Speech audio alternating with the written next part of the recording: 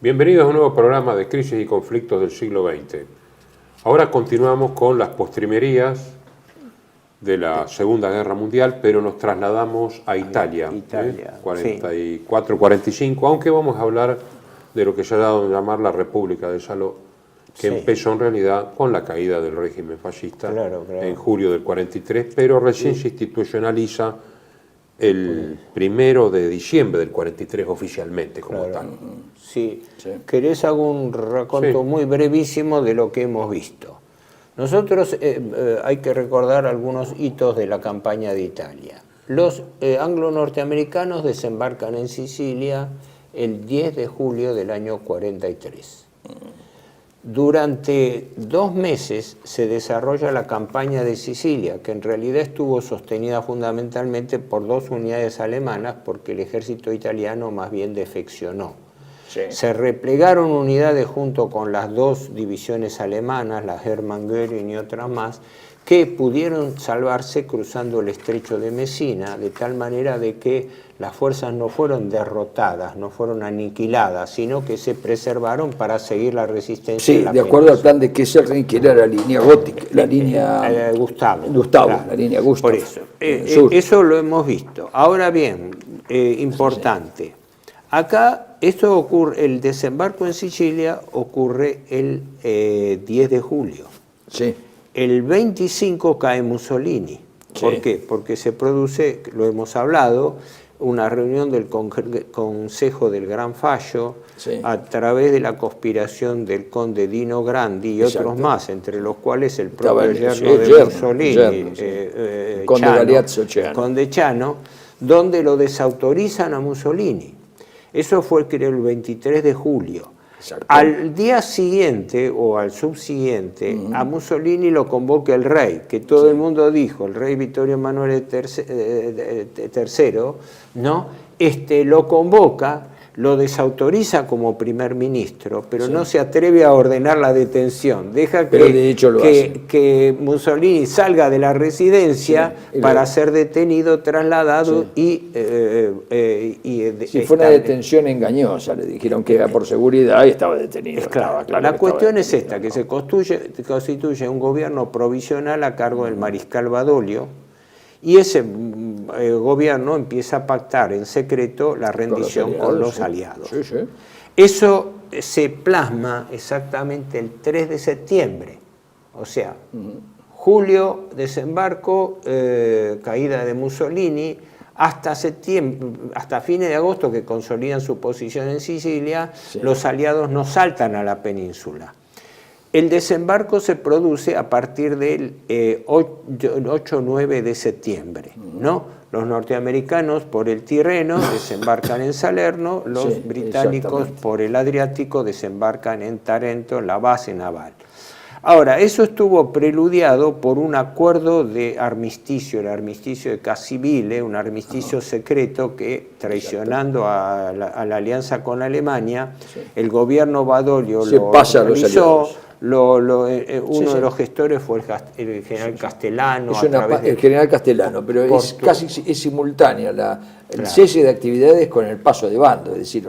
Claro. Pero ahí viene el detalle para empalmar con lo que vos decías. ¿Cómo se llega a la República de Saló? Porque la gran tragedia de Italia no fue solamente la pérdida de la guerra, fue la guerra civil que vino a continuación por este tipo de división de gobierno. Exactamente. Entonces, ¿qué ocurre? El 9 de septiembre se produce el doble desembarco, ¿no? Y ya se avanza hacia la línea Gustavo. Exacto. Pero el 12 de septiembre se produce la liberación de Mussolini, que el gobierno lo tenía detenido y trasladado por el operativo de Skorzeny. Mussolini entonces es liberado el día 12 de septiembre, es llevado a Alemania para que se entreviste con Hitler, le presta adhesión a la continuidad de la alianza, vuelve, se establece, primero nominalmente fue en Roma, pero inmediatamente fue en Milán y en la Salò, que es una localidad pequeña más provincia de Brescia.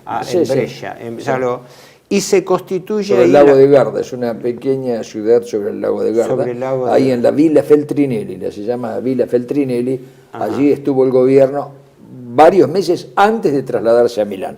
Finalmente estuvo en Milán, ¿no es cierto? Y su último domicilio fue el cuartel de Carabineros. Esto quiere decir que Italia quedó dividida entre un gobierno en el sur, nominalmente regido por el rey Vittorio Emanuele III, y el gobierno Badoglio, que al poco tiempo fue reemplazado removido por Ivanoe Bonomi.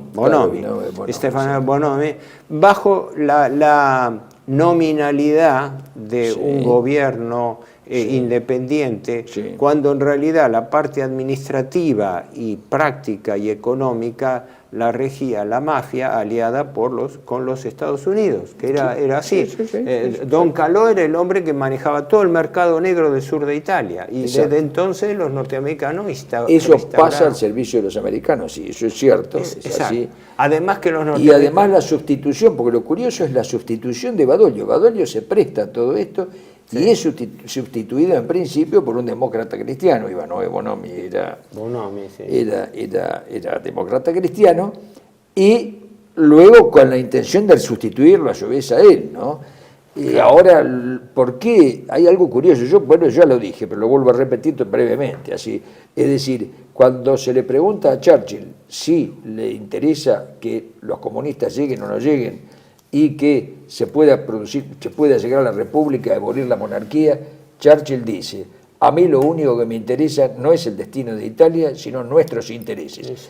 Si un gobierno nos puede ser adverso, no nos importa la tendencia que tenga, y si es aliado tampoco. Eso lo dice Churchill en su memoria, en su historia de la Segunda Guerra, que son sus memorias sobre estos episodios. La base es esta: Italia dividida entre un gobierno títere formalmente de los anglo-norteamericanos al sur, pero regido prácticamente por todo el submundo de la mafia aliada con Estados Unidos. Exacto. Y una república que se llamó República Social Italiana, que constituye Mussolini en el norte con sus... que depende absolutamente de cómo le vaya a Alemania, obviamente, claro, ¿no? Sí, RSI, República Social Italiana, pero claro, lo de Salò viene por la localidad. Fue conocida vulgarmente como República. Italia no tiene soberanía propia en los hechos. En los hechos no la tiene. Claro, claro. En realidad es un campo de batalla. Ocupada, y un campo de batalla. El cuadro de esto que está diciendo Héctor está en el discurso del 14 de diciembre del 44, que es o 16 de diciembre del 44, muy pocos días después de la proclamación de la República, en el Teatro Lírico de Milán, donde Mussolini dice: Italia se ha convertido en inmenso campo de batalla. Sí. Es decir, pero es objetivo eso, ¿no? Sí. Con este dilema que es sabido, Mussolini pierde toda autonomía de decisión porque desde el punto de vista militar el ejército italiano se había disuelto, aunque unidades militares, que creo que las vas a comentar vos, adherentes al gobierno fascista se mantuvieron, pero no había un ejército organizado, sino había distintas unidades. Y después, un tema también igualmente importante es que la parte militar no la manejaba Italia, salvo estas unidades, y la parte política estaba fuertemente controlada, ¿no? Porque ahí los que más que nada decidían eran, desde el punto de vista político, el embajador Rand, ¿no? Y él... Bueno, primero estaba Kesselring. Mackensen cesó como embajador y quedó Rand de embajador. Sí, pero había otro militar alemán, Wolf, que estaba como comandante en la zona, y Kesselring, Kesselring era el comandante supremo. Era el comandante del Teatro Operaciones. Su segundo era el general von Fittenhoff. Kesselring luego irá a Alemania y incluso se encargará con Model de la Bolsa del Ruhr en algunos aspectos. Por eso. El que lo reemplaza es Fittenhoff y ¿cómo se llama? Y Wolf. Y Westphal. Pero Wolf tenía un mando paralelo complementario. El de Kesselring era el comandante supremo de las SS en Italia y de todo el aparato de seguridad de tropas especiales en Italia. Eso era Wolf. General Wolf, que tenía... Y lo último, antes de que vos comentes propiamente lo de la República de Salò, después de la derrota de la caída de Monte Cassino y el repliegue alemán, los alemanes, como es lógico, Monte Cassino cae el 15 de mayo del 44 Y los alemanes hacen todo un repliegue organizado hasta la línea gótica, que iba desde el Tirreno al Adriático, desde la altura de la Spezia aproximadamente hasta Rávena, más o menos, y cuyo centro más importante era la ciudad de Bolonia, ¿no? que estaba a unos 100 kilómetros de Florencia. Sí, sí, por supuesto. Pero Florencia quedó del lado, llamémosle, monárquico. Esto como escenario dentro del cual se constituye la República. Al Reich no le convenía que sea solamente una organización militar con un ejército de ocupación, porque ya había una diferencia muy grande entre comunistas y fascistas. Entonces, como Mussolini aún gozaba de cierto prestigio, digamos, entre mucha gente, y de la amistad personal de Hitler. Entonces consideran de que, a pesar que Mussolini no quería, ya estaba muy cansado y estaba enfermo, eso lo sabemos por el doctor Zachariae, el médico alemán, que tenía con úlceras estomacales, estaba muy mal. Y bueno, es comprensible, ¿no? Es comprensible, pero le dice Hitler, bueno, si no, tenemos que administrarla militarmente. Y esto es peor incluso para Italia y para nosotros. Entonces, él se ofrece, tiene un acto de rehabilitación política, Mussolini. Su propósito es administrar esta república aliada a Alemania, pero de la mejor manera posible, de influir incluso en Hitler, influir en los alemanes con su personalidad. Pero sin iniciativa militar. Sin iniciativa salvo en el frente interno contra la guerrilla comunista o sus aliados. Que finalmente los aliados son... Además de Mussolini, hay tres personas muy importantes. Uno es que la creación del Partido Nacional Fascista con un fascista, digamos, irreductible como era Alessandro Pavolini. La parte interior con un experto en propaganda como era Farinacci. Venían todos de antes de los cuadristi verdaderamente duros. Y el mariscal Rodolfo Graziani, que era el encargado de una parte militar subordinada alemana. Bueno, formalmente se llamaba Guardia Nacional Republicana. Y el comandante era el mariscal Rodolfo Graziani. Eran, digamos, se pivoteaba en torno a esto. La industria pesada era muy importante, ¿no? Que a los alemanes le daban combustible y algunos materiales estratégicos, pero las fábricas, entre otras la Fiat, ¿no? Eran fábricas muy, muy importantes y quedaron en manos privadas. No había una administración alemana. La educación es curioso, no sufrió demasiada control. Los profesores en la RCI tenían una bastante libertad de movimiento, a condición de que, bueno, no hicieran propaganda, digamos, contraria, y estaba en manos de uno de los filósofos más importantes de Italia, junto con Croce, que era Giovanni Gentili, un hombre que venía de los años, un hegeliano, que venía de los años 20, autor de la gran reforma educativa que todavía se sigue teniendo en Italia, de la enciclopedia italiana, director de la que es un monumento cultural incomparable, ¿no? Es decir, había algunos cuadros muy importantes, pero había que entregar una cabeza de rey, como dirían los ingleses, que era el castigo de lo que habían votado en contra en el Gran Consejo Fascista del 43. Entre ellos el propio yerno de Mussolini, el conde Chiano. Y a pesar de que había cierta resistencia, que esto se hizo el proceso de Verona, que creo que es en enero, ¿no? Del 8 al 10 de enero del 44, en donde se fusila a 5 de los viejos, además de Chiano, creo que a De Bono, ¿no? Uno de esos se lo va al viejo. De Bono, que tenía 80 años.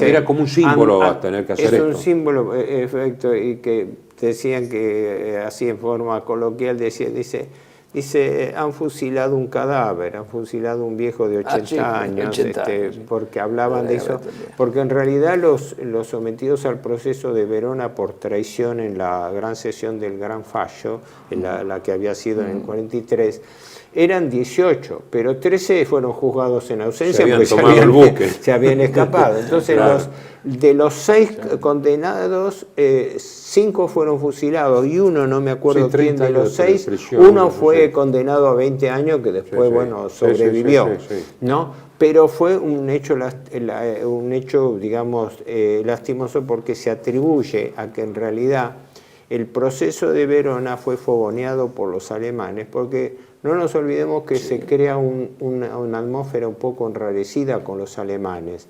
¿Por qué? Porque los alemanes, desde el punto de vista frío alemán y sobre todo los militares alemanes, vieron esto como una nueva traición de Italia como la Primera Guerra Mundial. Italia se cambió de bando. Es decir, Italia traicionó la alianza con Alemania. Ese era el punto de vista, por lo menos militar alemán.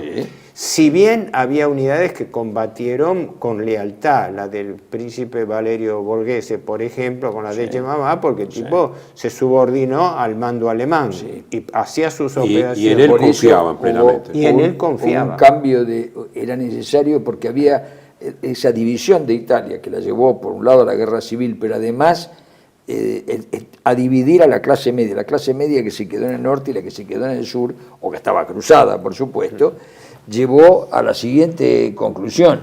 Es decir, el motor de un lado era el comunismo, los comunistas. Los comunistas son los que hacían las ejecuciones, así mataron al federal de Bolonia, que era un tipo que buscaba la pacificación y una forma de diálogo, que auspiciado por Mussolini, porque Mussolini no estaba en contra de esto, según lo que sabemos. Es decir, se auspiciaba esa forma de diálogo y el encargado de esto era el federal de Bolonia. El federal de Bolonia fue asesinado. Y asesinado también Giovanni Gentile. Un crimen inútil, un crimen gratuito. Un crimen gratuito, no, pero eran los que tendían puentes. Los que tendían puentes se los cortaban, se cortaban los puentes. Entre paréntesis, existe una vieja controversia sobre la autoría del asesinato de Giovanni Gentile, porque da la casualidad de que los ingleses parece tenían un especial interés en vengarse de Giovanni Gentile, por lo cual, como después vuelve a pasar en parte con Mussolini, con el comandante Valerio, el grupo comunista que asesina a Giovanni Gentile en Firenze, ¿no? En Florencia, el 15 de abril del 44, ¿no? Se sigue discutiendo hoy en día en Italia si en realidad no actuó como mano de obra de intereses del Intelligence Service, ¿no? Que se dice que tenían interés en ya apuntar a la inteligencia del gobierno italiano, es decir, las figuras preclaras. Giorgio Pisano cuenta que al final, en las últimas reuniones que hubo en abril del 45, en la Nunciatura de Milán, convocadas por el cardenal Schuster, que juntaron a Mussolini con el general Cadorna, había un partisano que hablaba inglés, estaba vestido de partisano garibaldino, pero tenía un traductor, no hablaba italiano, hablaba inglés. Y Mussolini dijo, ¿y este quién es? ¿Qué hace este tipo acá? Es decir, allí había algo raro que aún hoy no está aclarado, porque los hombres que participaron en esto, los partisanos que participaron en esto, o fueron eliminados después de la guerra, o inmediatamente, poco antes de que terminara la guerra, o inmediatamente después de la guerra, y algunos recién se atrevieron a hablar en 1990, lo cual es tremendo. Es decir, los trabajos que ha hecho Pisano sobre esto son muy interesantes, ¿no? El primer conato de guerra civil lo establecen la mafia en Sicilia, cuando bajo el amparo norteamericano empiezan a defenestrar a todos los podesta, todos los alcaldes locales. Podestá le dicen en Estados Unidos. Podestá, es decir, los alcaldes locales, ¿no?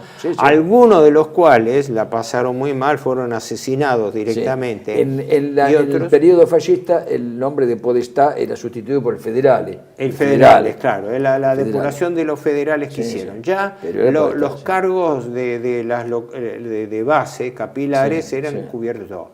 Pero después, cuando entran al continente, los que empiezan a copar el tema son la guerrilla comunista. Claro, por eso el Comité de Liberaciones Nacionales manejado por los comunistas. La mafia contra los comunistas.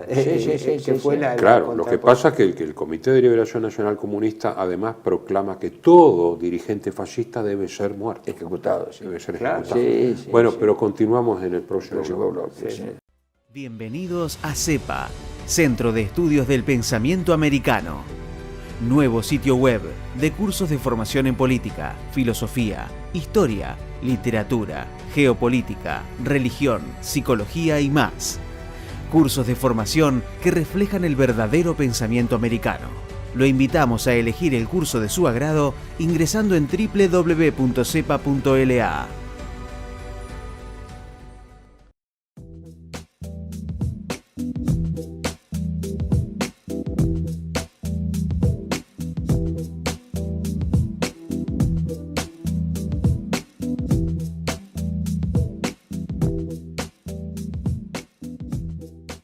Decir siempre la verdad primero tiene un precio.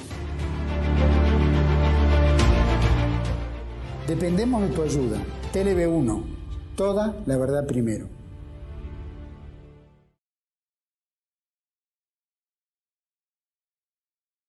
Bueno, continuamos con la República de Saló. Y aquí Mussolini recurre a Bombaci, que era un antiguo comunista. Y el propósito era también especular con las izquierdas y tener un programa socialista que en cierto modo volvía a sus orígenes, pero nacionalizado, entre comillas, dentro de lo que podía hacerse, ¿no? No olvidemos que además el Alto Adigio y el Trentino habían sido recuperados por Alemania. Porque, Perdona, es cierto, claro, Alemania, dentro de esta reacción contra Italia, toma administrativamente Trieste y Fiume, e incorpora el Alto Adigio. El Alto Adigio, que es el Südtirol. El Südtirol o Alto Adigio, se superponen. En cierto modo se compensa lo que había perdido en la tienen hoy, Austria-Hungría en la Gran Guerra. Aún hoy tiene un partido que se llama Südtirolische Volkspartei, Partido Popular del Tirol del Sur, que es del Alto Adige. Era una especie de socialismo fascista que pretendía ser, que la guerra no impidió, digamos. Pero hay un programa de 18 aspectos sociales, ¿no? El programa de Verona, a ver qué puedo decir de eso. Sí, Gaio Gradenigo, un historiador que vivió en la Argentina, él decía, dice, lo que ocurre es que cuando se organizó la República Social Italiana, dice la izquierda, él llamaba, el ala izquierda del fascismo fue la que copó el control político del partido. Si bien Pavolini no estaba, Pavolini era secretario general. Pero este Bombaci es importante señalarlo. Bombaci había sido fundador del Partido Comunista Italiano y era amigo personal de Mussolini. Y él lo siguió siendo después de la instauración, aunque él no participaba. Lo convoca Mussolini y es el mentor intelectual del programa de Verona de fines de 1943. Pero interesante, Bombaci tenía por fuente ideológica la influencia de un anarco comunista, Néstor Mañó, que venía de comienzo de siglo, es decir, era un heterodoxo comunista, comunista que andaba entre el anarquismo, el comunismo. Veneciano, había estado muy influido por la sociedad fabiana británica y también por el distributismo de Chesterton y Belloc, así que era una combinación. Él fue el que diseñó la política económica que quedó plasmada. Perdóname, a vos que sabés economía. El distributismo de Chesterton y Belloc es una respuesta a la sociedad fabiana, ¿no? Un desafío. En realidad sí, era una alternativa, pero no, me llamó la atención que repasando la biografía de Bombaci, que era llamémosle el autor intelectual del programa económico de Verona. El programa se dicta, si no me equivoco, en diciembre del 43. Lo presenta Bombaci, lo respalda Mussolini y también Pavolini. Es decir, el partido fascista lo hace suyo. Este programa establece 18 puntos que en realidad, como había pasado con la Carta del Laboro de 1927-1928, aporta notablemente, en forma prematura, medidas que son aplicadas en la posguerra y ahora, empezando por el programa de la autogestión empresaria, la participación de los trabajadores en las direcciones de empresas. que es una medida resistida por los alemanes y por los empresarios del norte de Italia. Claro. Los empresarios del norte de Italia porque veían que le estaban hablando de una coparticipación de los trabajadores ya en un nivel de dirección empresaria, ¿no? La autogestión que se habla después. Sí. Y los alemanes porque veían que el desorden que se iba a armar en esa transición y en esa tensión iba a resentir la producción de guerra que les necesitaba ellos. Es decir, eran dos razones distintas, la de los industriales como empresarios que defendían sus competencias y la de los alemanes que lo pensaban utilitariamente diciendo no, con este lío, porque en el norte de Italia apenas empezada la República de Salò se dieron una serie de huelgas, porque claro, el malestar ambiente iba creciendo. Además no nos olvidemos que los aliados estaban bombardeando las ciudades italianas. Sí, ¿no? Claro. Entonces y ahí había se quedaban una defensión de la población civil. Sí, y después que ya el fascismo, la Italia fascista se había desdibujado, el país estaba dividido. Sí. Una guerrilla interna donde a su vez la guerrilla no estaba unificada y los comunistas mataban a los demócratas cristianos, ¿no? El célebre Moranino y sus brutalidades que hizo, ¿no? Que lo condenaron no por matar fascistas, sino por matar demócratas cristianos, claro. ¿no? Claro, como claro, ahí fue que el general Cadorna el que logró, que pidió por favor que se cesara y el alto mando aliado, porque el alto mando aliado le dijo, le seguimos dando, porque ¿quién le daba las municiones a los comunistas? Las municiones se escaseaban. ¿Quién le daba municiones a los comunistas? Se lo daban los aliados. Pero lo que pasa es que le condicionaron que se formara un solo frente, las brigadas garibaldinas, en que entraran comunistas, por supuesto, socialistas, socialdemócratas, liberales y monárquicos, porque hubo monárquicos. Sí, los partisanos blancos. Hay cosas interesantes, yo no he tenido tiempo de profundizar mucho, pero en el famoso programa de Verona, de los 18 puntos, se hablaba por primera vez de una tercera posición entre el capitalismo y el socialismo. ¿No? Sí. Claro, en las clases de Inaudi, que Perón tomó cuando estaba allá, se hablaba de una tercera posición. Tomó de ahí, bueno, Perón lo dice.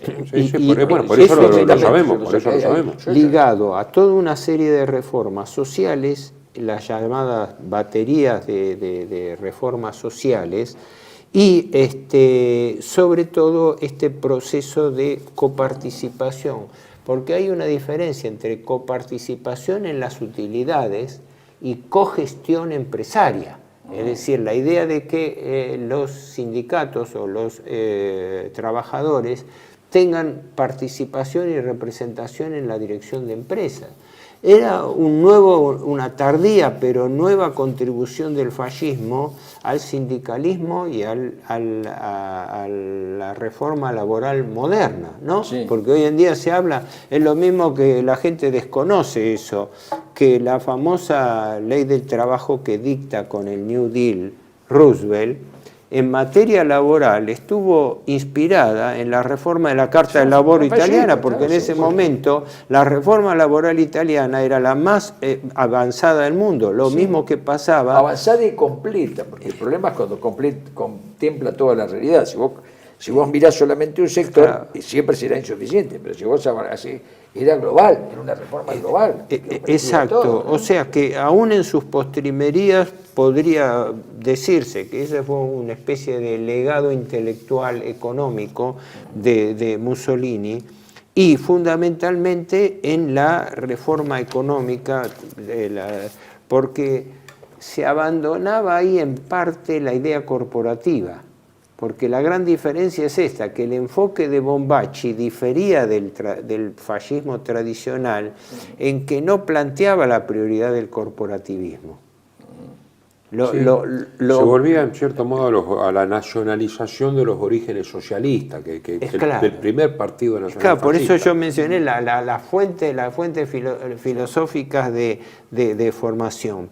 Es largo, mucho se ha hablado y es la controversia que se planteó con los alemanes, fundamentalmente porque hubo una especie de veto alemán a que no se siguiera con la reforma económica, porque claro, estábamos hablando ya, esto fue proclamado diciembre del 43. El programa de Verona se aprueba e inmediatamente atrás vienen los procesos de Verona. Después se avanza, se produce ya la caída de la línea Gustavo, que se produce, en el 44, en mayo del 44. O sea, el frente militar se venía derrumbando. Y la guerra... ya lo tienen los aliados en el Valle del Po, en el ataque al Valle del Po, en una padana. Y la guerrilla comunista se hace cada vez más perversa, porque se hace ya con la crueldad de generar represalias y provocar atentados. Una guerra espantosa. El aspecto económico que él señala, que además yo creo que los alemanes se opusieron por una cuestión práctica, a saber lo siguiente, el esfuerzo de guerra no se podía frenar, porque si vos te pones a debatir en el sistema, y el esfuerzo de guerra para. Es decir, el esfuerzo de guerra en ese momento no es un proyecto, sino una necesidad extrema, que es el pan nuestro de cada día. No se puede. Es como decir, no podemos cambiar de caballo.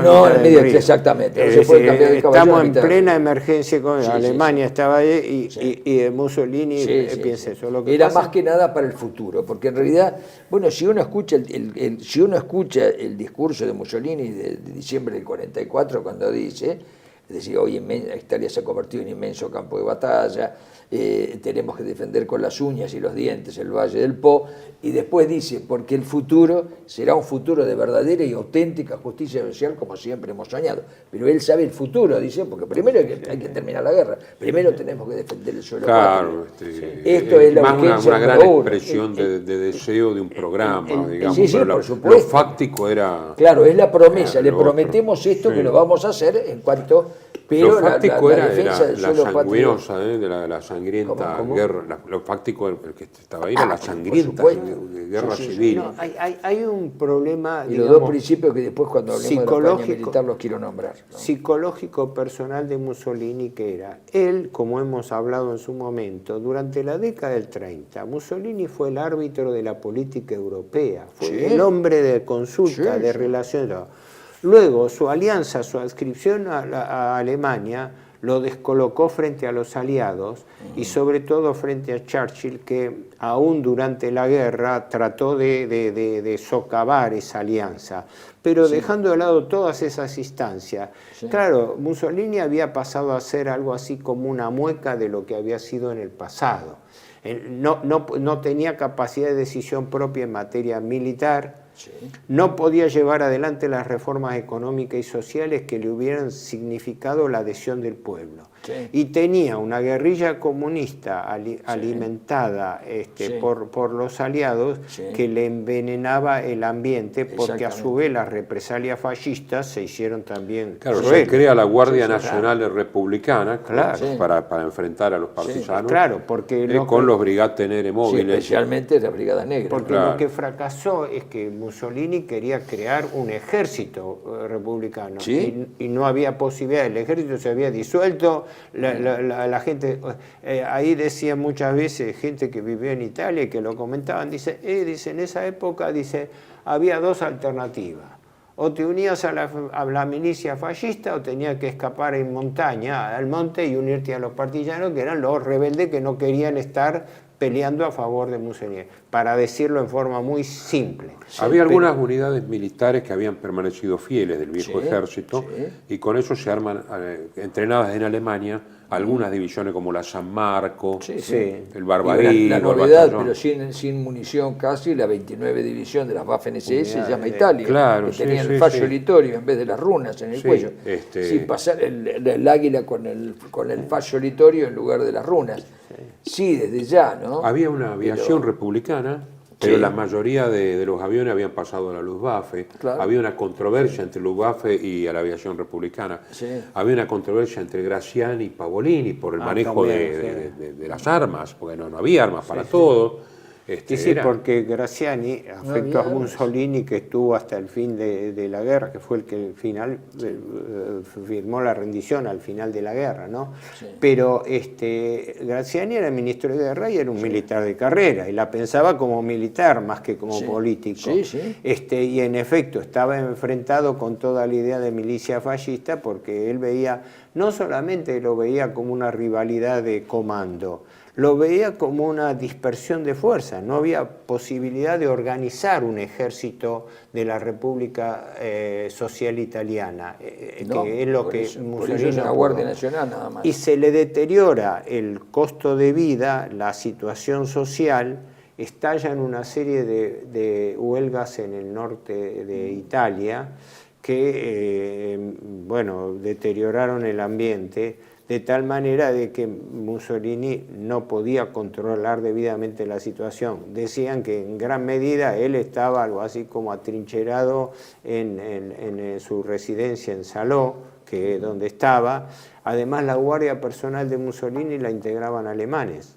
Sí, no tenía finalmente fue un batallón de la CSS. Un batallón, el médico el doctor Zaharian. Claro, y una compañía de comando de la Brigada Negra de Pavolini, eran los que tenían de respaldo. Claro, es decir, había quedado guardia personal era reducido a una mueca de lo que fue en su momento. Sí. Y los únicos esfuerzos que pudieron haber prosperado eran aquellos que llevaban a alguna forma de gobierno de coalición que permitiese evitar el fantasma de la secesión italiana, ¿no? De la división entre el norte y el sur. Sí. Una terrible amenaza que se venía sobre todo con los anglo-norteamericanos al sur, con la mafia, etcétera, y toda la disolución institucional que estaba sufriendo Italia. Además, los jefes alemanes después negociaron hacia el final directamente con los jefes partisanos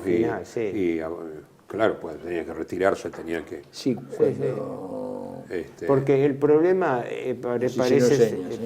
El problema creo que, no sé, no lo quiero simplificar mal demasiado, es que los alemanes querían sostenerse en la línea gótica y aplicarse a la defensa militar, y que las fuerzas fascistas se encargasen de reprimir a toda la guerrilla. Sí. Pero resulta que la guerrilla estaba muy organizada y muy fuerte, y la República Sociale no tenía fuerzas para combatirlo, lo cual obligaba a los alemanes a distraer fuerzas del fondo y a hacer más Había operaciones combinadas, Brigate Tenere y fuerzas alemanas.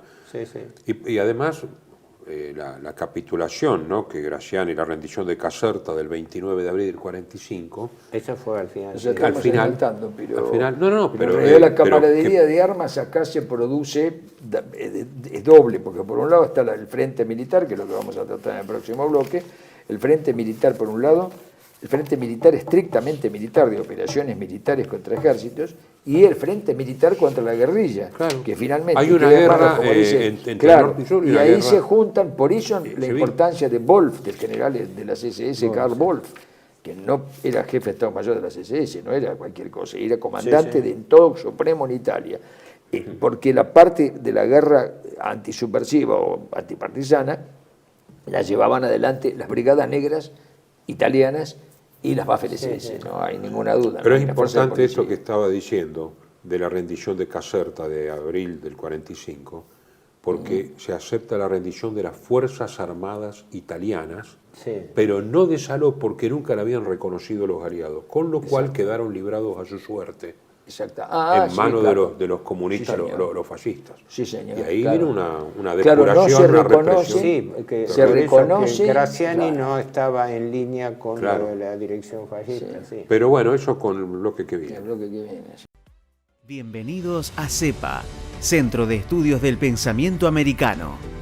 Nuevo sitio web de cursos de formación en política, filosofía, historia, literatura, geopolítica, religión, psicología y más. Cursos de formación que reflejan el verdadero pensamiento americano. Lo invitamos a elegir el curso de su agrado ingresando en www.cepa.la.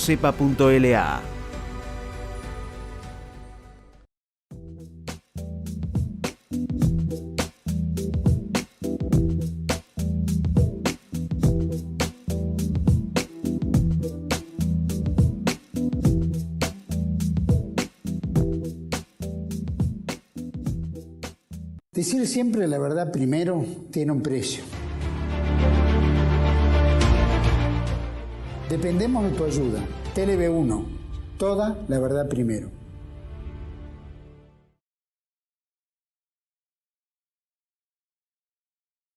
Bueno, último bloque del programa y ahora operaciones militares que acompañan a la Cámara. Claro, porque ahí hay que tener presente, para simplificarlo, dos grandes líneas, línea Gustavo y línea Gótica. La línea Gustavo, como la hemos visto cuando fue hasta la llegada de la caída de Monte Cassino, era toda una línea de fortificaciones que cruzaba Italia, desde el Tirreno al Adriático, sí, a unos 100 kilómetros al sur de Roma, sí, o menos 70 kilómetros, y que aprovechaba muy inteligentemente todos los recodos, los recovecos, altibajos del Apenino, y donde los alemanes se habían sostenido desde el desembarco norteamericano en julio del 43 hasta, bueno, la caída de Monte Cassino, que fue el 15 de mayo del 44. Sí. ¿No? Y la caída de Roma el 4 de junio. Y en la entrada el 4 de junio, 2 días antes de Normandía. Pero quiero decir, ojo, para avanzar en Italia,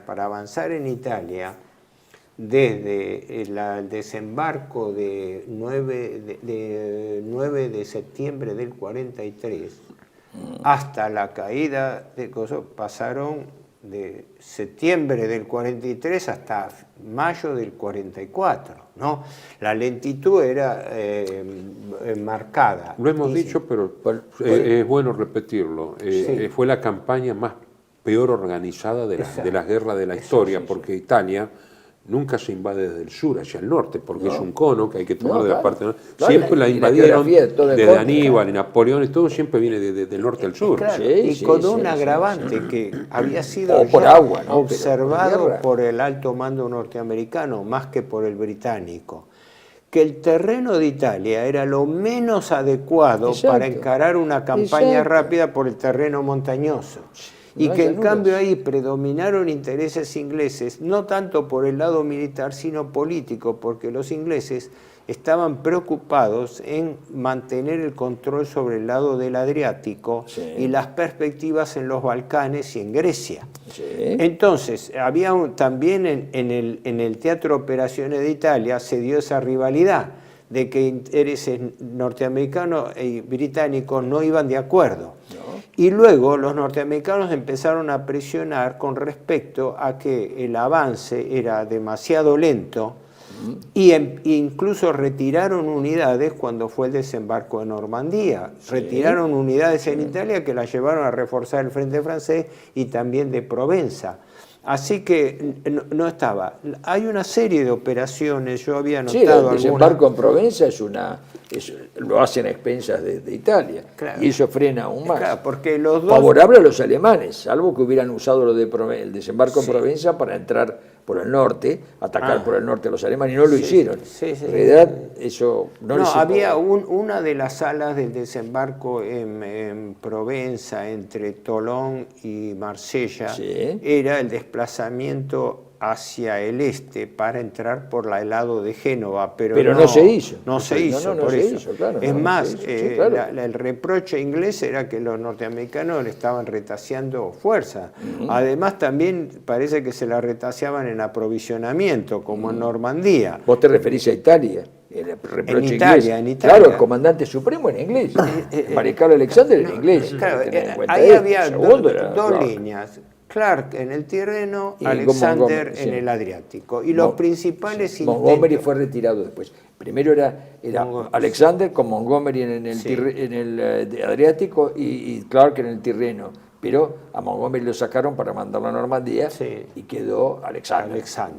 Por eso, en esa época, entonces, cuando los alemanes se repliegan a la línea gótica, para ubicarlo geográficamente, la línea gótica, como creo que dijimos al comienzo en el otro programa, para trazar un mapa aproximado va desde La Spezia, al sur de Génova, hasta la zona de Rímini, Rávena, O sea, realmente en lo que sería la franja norte de Italia, sí, donde empieza la bota de la península propiamente. Ahí estaba la línea gótica. Y donde está la poca llanura que hay, porque es la entrada de la llanura padana, le llaman pianura padana, o sea, claro, la llanura padana, claro.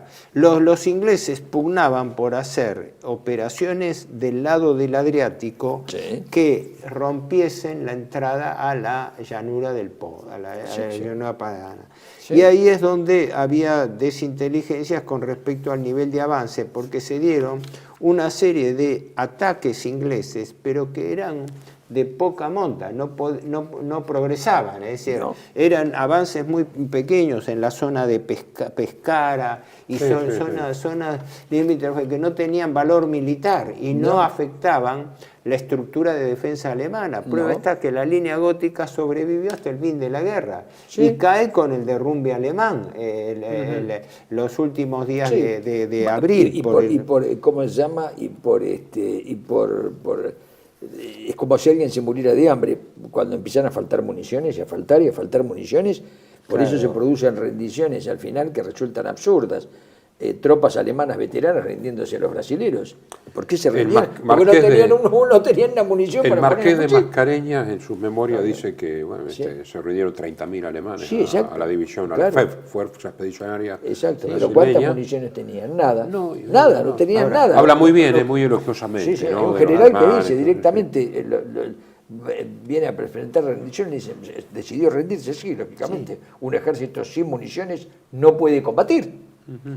No Ahora, tiene con qué combatir. Hay que recordar lo siguiente, con mayor o menor inteligencia política o geopolítica, esto se explicaba, la presión británica se explicaba porque Churchill tenía una ambiciosa pretensión de romper por el lado del Adriático para avanzar por la Lubiana y aparecer por el norte, porque la preocupación de ellos era los Balcanes. Sí. ¿no? Pero entonces, Stalin dijo, ¿no? Es Stalin el que puso un veto absoluto. Por eso las desinteligencias norteamericanas... sangre para que ustedes vengan a tomar bienes. Sí, por eso dijo, es claro, por eso la discrepancia anglo-norteamericana era porque allí, por eso alguien dijo, un amigo mío decía con razón, yo conozco y valoro al militar más perfecto desde el punto de vista de su subordinación al poder político, que fue el general Eisenhower.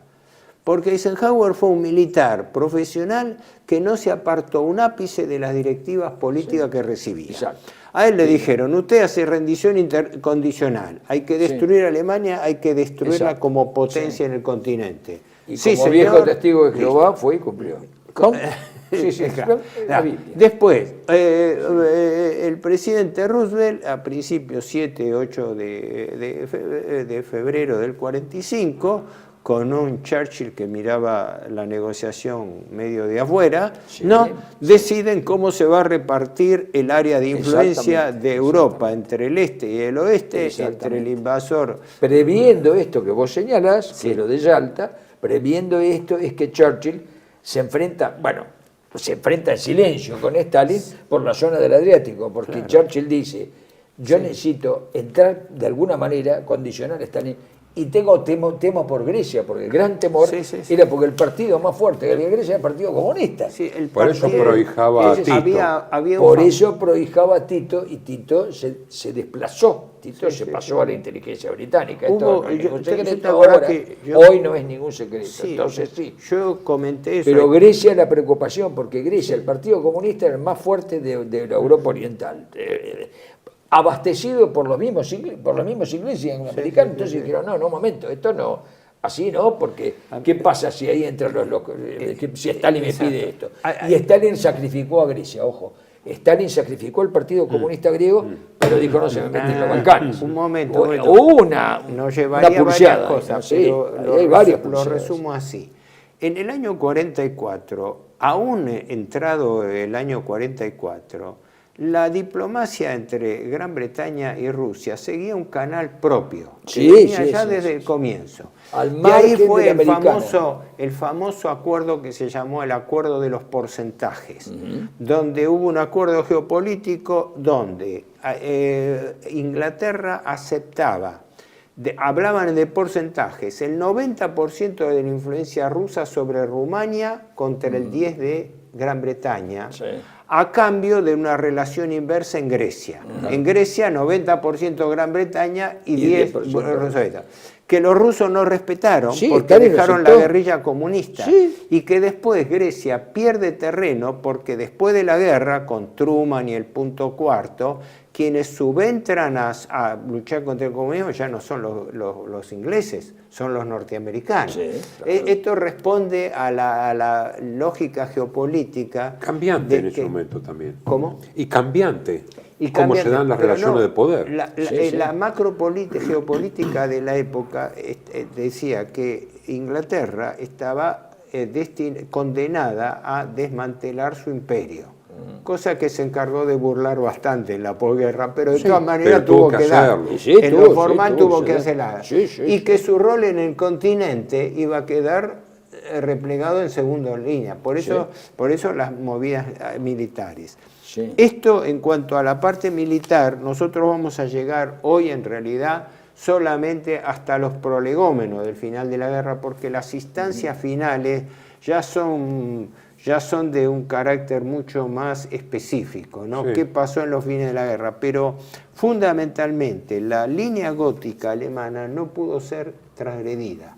Los principales esfuerzos se hicieron del lado del Adriático, con Alexander, con un Clark que abasteció parcialmente y sin mucha eficiencia Alexander militar. lo da a entender de que al final, por supuesto, estaban mucho mejor provisto que los alemanes, pero no con lo suficiente como para hacer una irrupción verdadera. Los norteamericanos lo habían dejado totalmente de lado Italia. Es claro,